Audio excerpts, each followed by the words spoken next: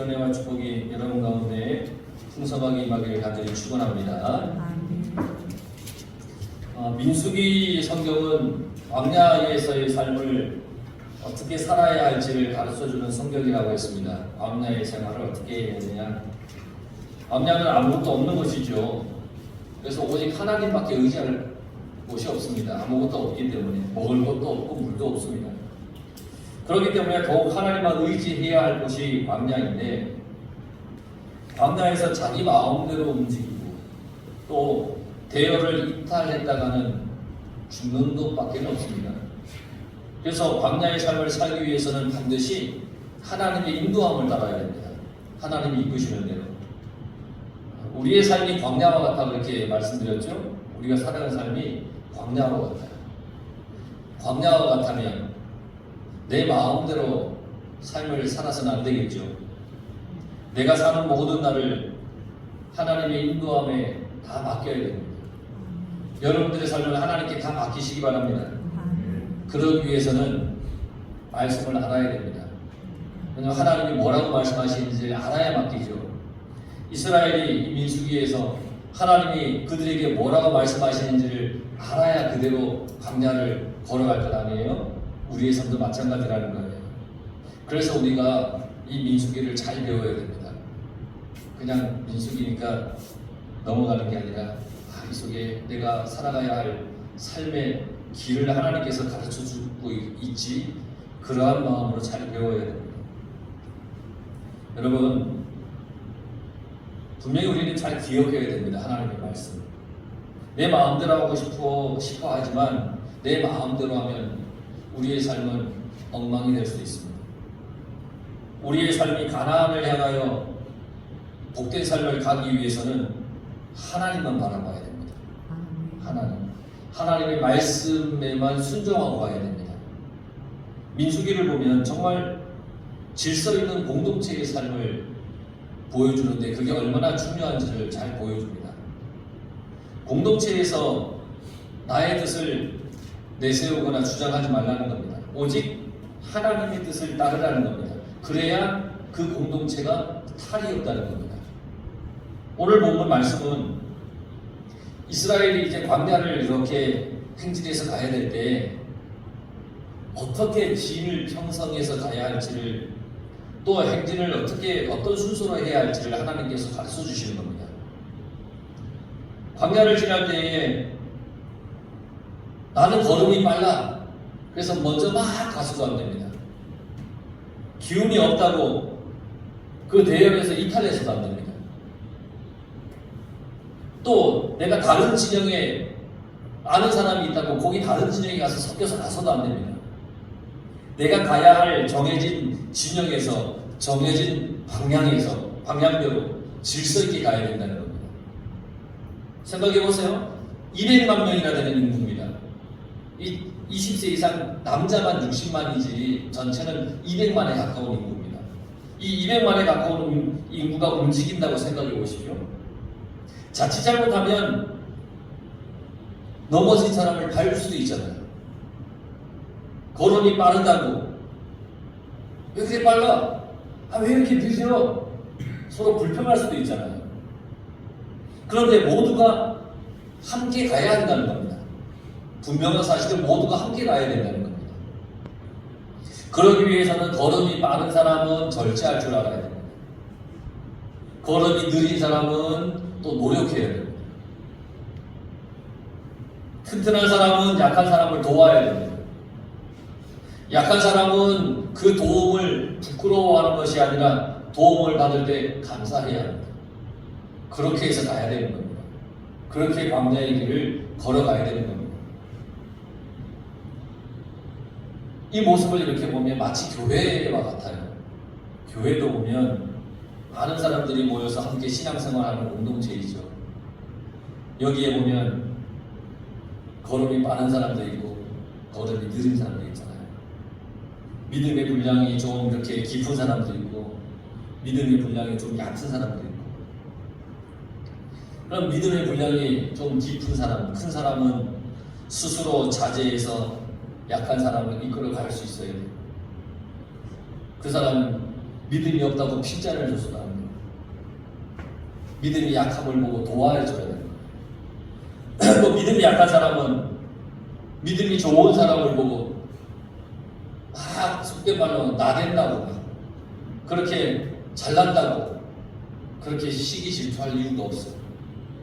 오히려 믿음이 좋은 걸 보면서 나도 저런 믿음을 닮았으면 좋겠다. 그런 마음을 가져야 되는 거죠. 교회는 우리 모두가 함께 발 맞춰 가야 되는 것입니다. 발 맞춰 가는 것이 질서입니다. 섬김, 배려, 나눔, 이러한 질서, 이러한 공동체의 생각 속에 함께 가야 된다는 겁니다. 서로 섬기려고 할 때 교회가 화목해지고, 서로 배려할 때 교회는 평안해지고, 서로 나눌 때 교회는 풍성해지는 겁니다. 이 모든 것을 서로 눈치 보면서 할까 말까 그러는 것이 아니라 필요하다고 느낄 때 적극적으로 할 수 있는 거, 이 결단을 해야 되는 것이고, 또 우리는 모두 결단력 있게 발 맞춰 가야 되는 겁니다. 그게 광야의 길을 걸어가야 할 이스라엘 공동체의 모습이며, 오늘날 우리가 믿음 생활하며 살아가야 할 교회 공동체의 그러한 모습입니다.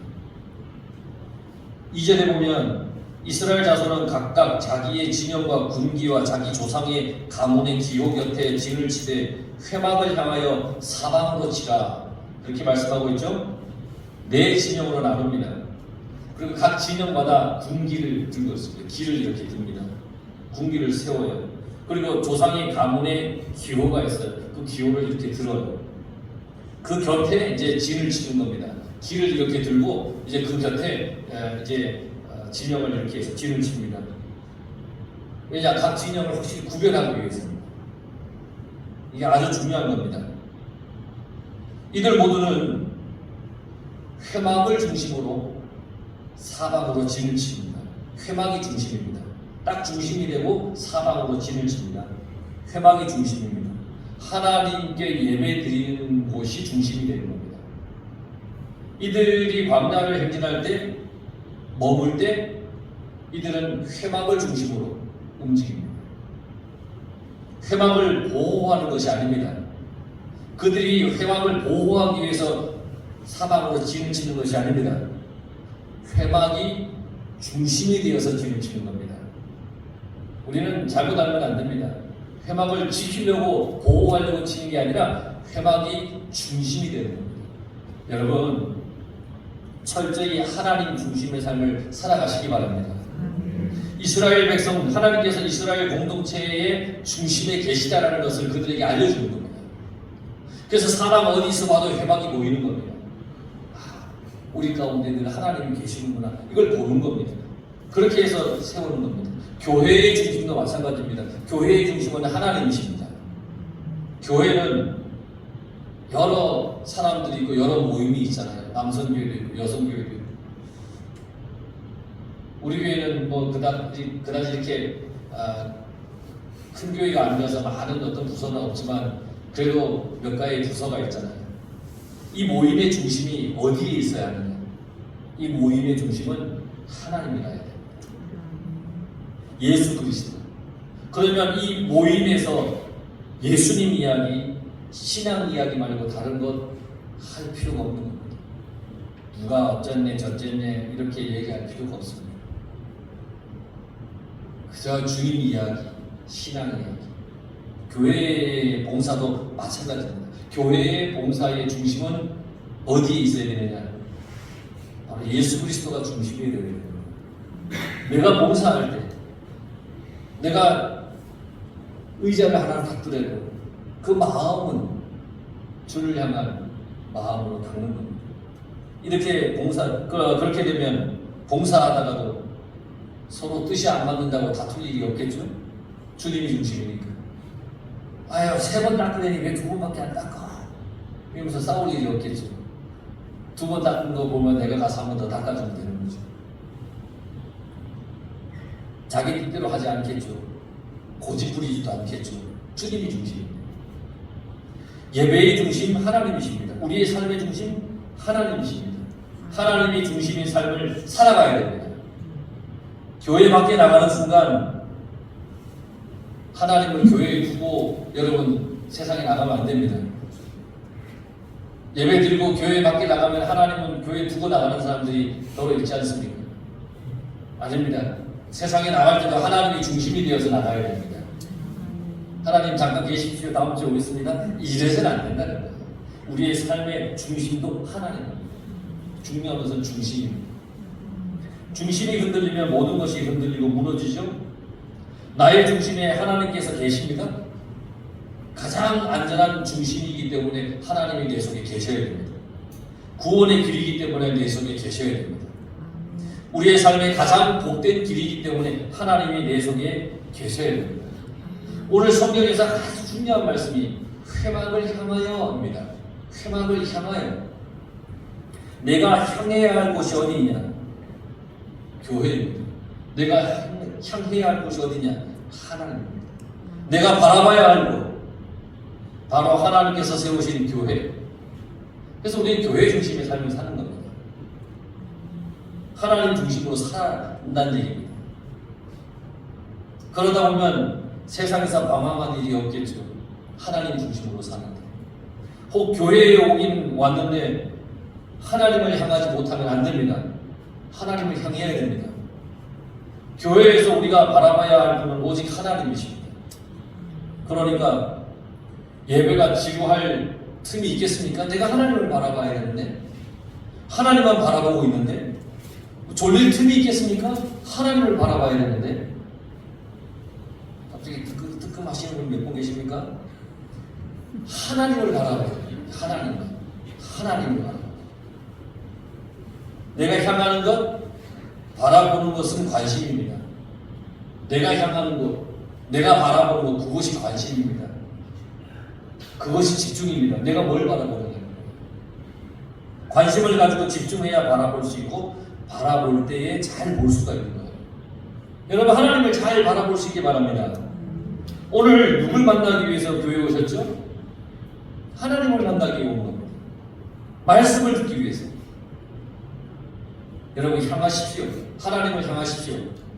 나의 모든 것의 중심에 하나님을 두시길 바랍니다. 그 하나님만 바라보시기 바랍니다. 그리고 광야와 같은 이 세상을 살아가십시오. 하나님을 바라보면서. 때로는 험한 길, 두려운 길, 아픈 길, 외로운 길, 또 슬픈 길을 만나기도 합니다. 광야 같은 세상을 살다 보니까.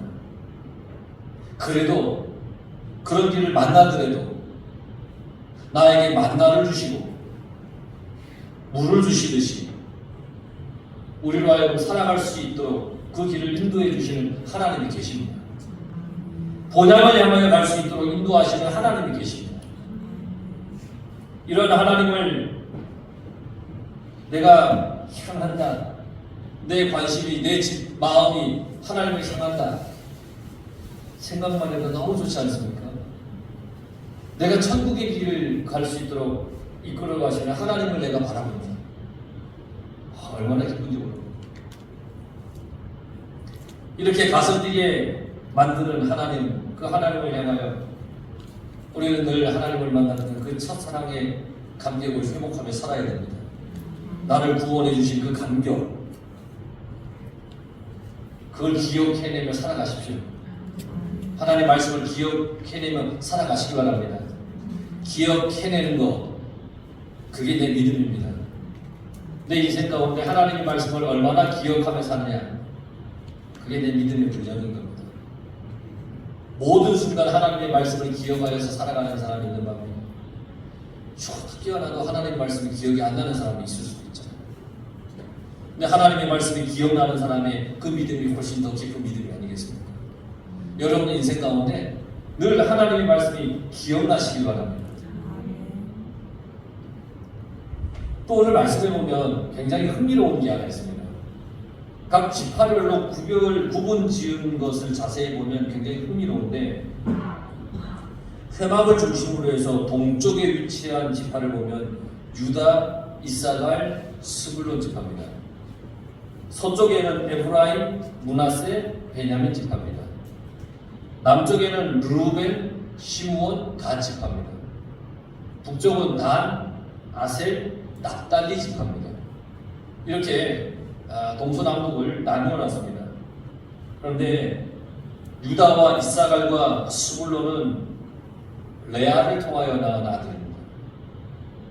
에브라임과 므낫세와 베냐민은 라헬을 통해서 낳은 아들입니다. 루벤, 시므온, 갓은 레아, 단, 아셀, 납달리는 레아의 종인 빌하를 통해 낳은 아들들입니다. 하나님께서 이렇게 나누어서 진영을 정하신 이유가 뭘까요?